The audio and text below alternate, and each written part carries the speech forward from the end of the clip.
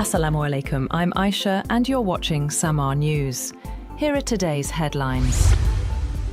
The war in Iran has entered its second week amid intensifying violence and uncertainty, while Israel expanded attacks into Lebanon, displacing hundreds of thousands. The conflict has spread beyond Iran's borders. Israel has targeted both Iranian and Lebanese sites, including Hezbollah positions in Beirut, prompting an unprecedented evacuation of the city's southern suburbs. Explosions were reported across Israel as defences intercepted Iranian missiles and drones. The UAE, Kuwait, Qatar, Bahrain and Saudi Arabia also faced fresh attacks. Iran retaliated with strikes on Israel and Gulf states hosting US military installations.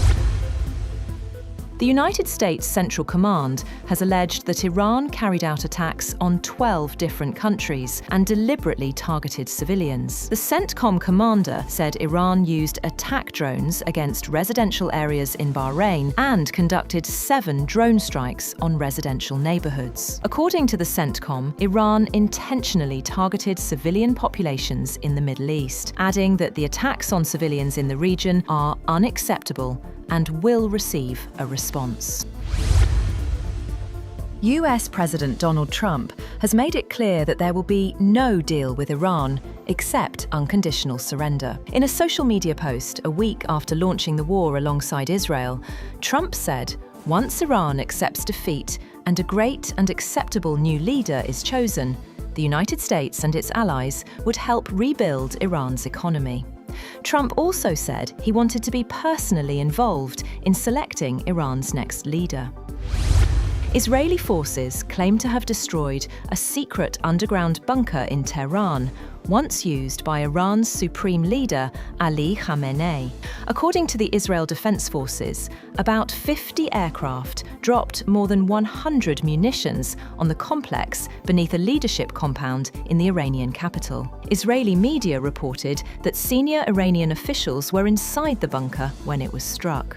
The facility had continued to function as an emergency command center even after Khamenei was assassinated last week.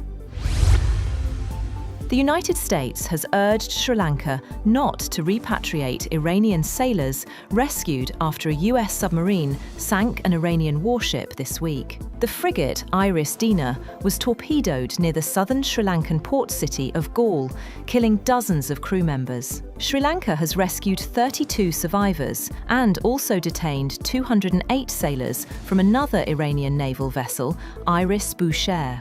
According to a US diplomatic cable, Washington has asked Anura Kumara Dissanayaka's government not to repatriate the sailors to Iran. Israeli occupation forces have launched heavy airstrikes on Beirut after ordering an unprecedented evacuation of the southern suburbs of the Lebanese capital. Thick smoke rose across the skyline as Israeli forces expanded the war against Iran into Lebanon.